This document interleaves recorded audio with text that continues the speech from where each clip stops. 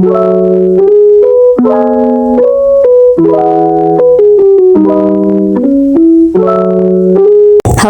and welcome to Fluent or Frustrated, the podcast where we explore real world problems around learning and communication.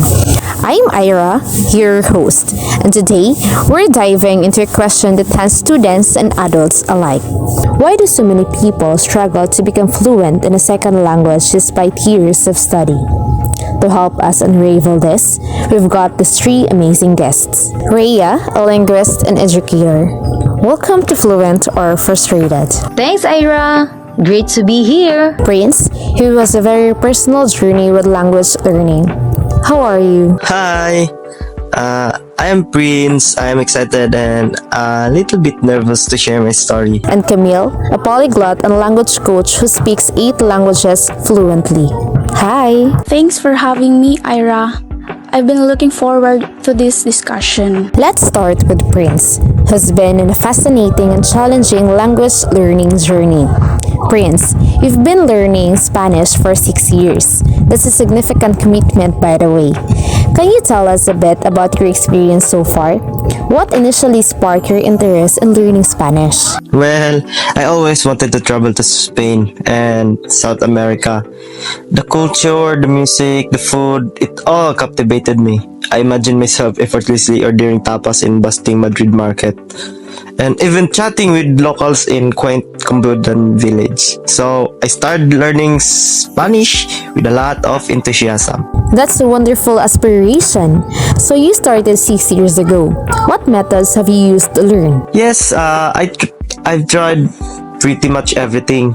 I started with textbooks, then move on to language learning apps like Duolingo and Babbel. I even took a couple of universities courses and hired a tutor for a while. I've been diligently studied grammar, vocabulary, and even pronunciation. It sounded like you've put in tremendous amount of effort. So despite all this, what's been the biggest hurdle you face? The biggest challenges, let me think. Biggest challenges has been actually using the language. I understand the grammar rules. I know a fair amount of vocabulary, but when it comes to speaking, it feels like complete blockage. It's like my brain freeze. I get so caught up in trying to construct grammatically perfect sentences that I lose my train of thought, and that leads to frustration, which in turn kills my motivation. So I often feel like I'm not making any progress. Prince, your experience is quite common. Many language learners fall into the trap of prioritizing grammar and vocabulary acquisition over actual communication. They spend countless hours memorizing rules and word lists, but they don't create enough opportunity to use the language. It's like learning to play the piano by studying music theory without even actually touching the keys. You can understand the theory, but you can't play. That's a great analogy. So it's not just about knowing the rules, it's about applying them in real-world contexts. Exactly. The brain learns language most effectively through active use and immersion. Prince mentioned feeling a blockage when speaking. That's often leads to a lack of confidence and fear of making mistakes.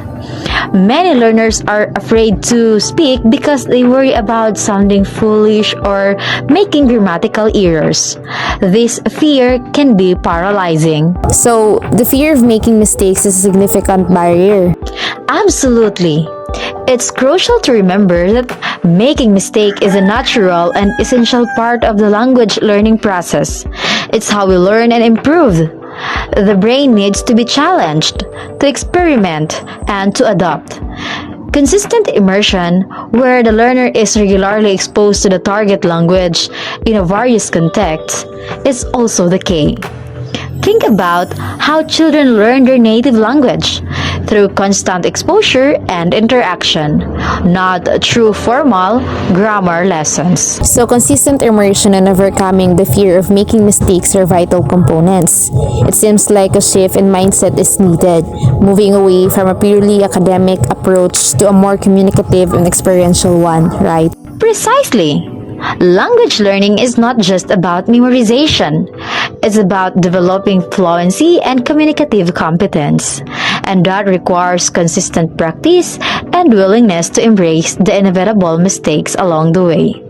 It's about building confidence and creating opportunities to use the language spontaneously, not just in a structured learning environment. I completely agree with Rhea's assessment.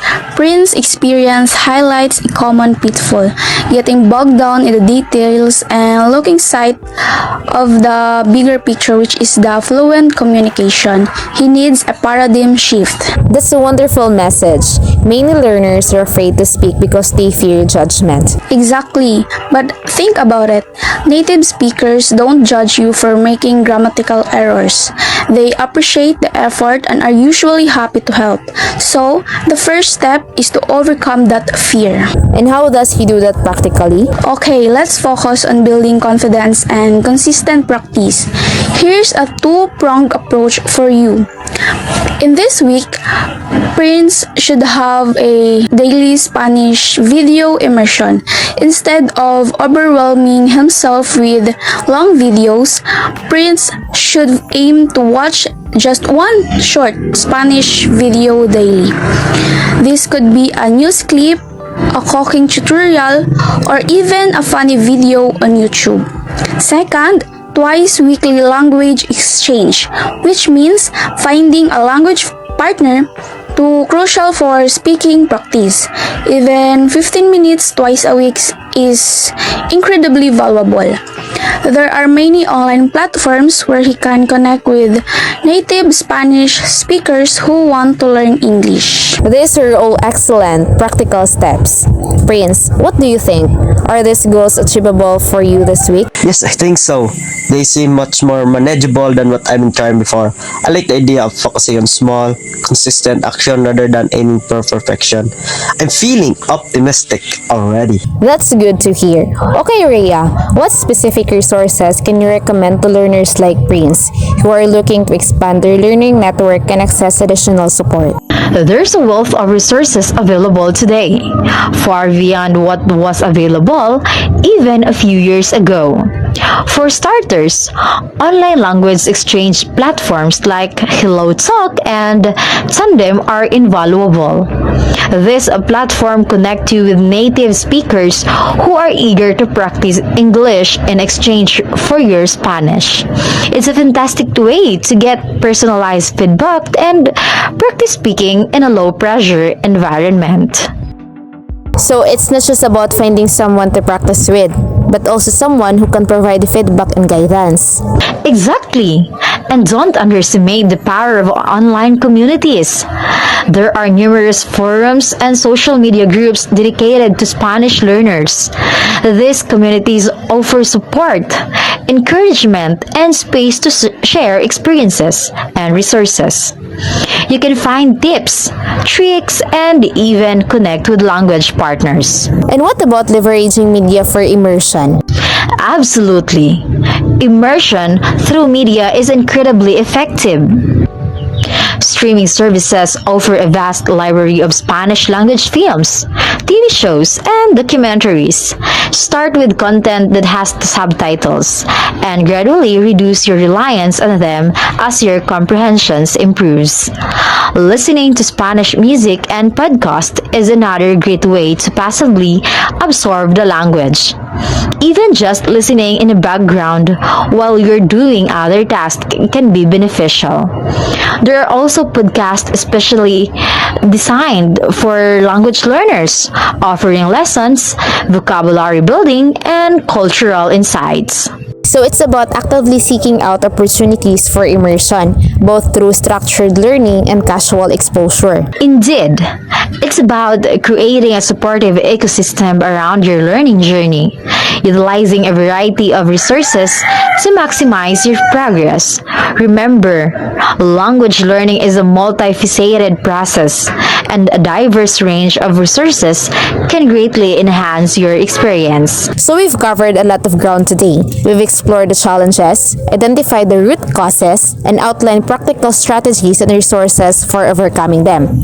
Prince, do you feel more equipped to tackle your Spanish learning journey now? Definitely, the focus on small, consistent steps and emphasize on communication rather than perfection is a game changer. I feel more motivated and confident. That's right. Remember, language learning is a journey, not a race. Consistency, a supportive community, and a focus on practical application are vital. Thanks to our guests for their valuable insights. Until next time, this is Fluent or Frustrated, reminding you to keep speaking, keep growing, and keep striving for fluency. Thanks for listening. Bye!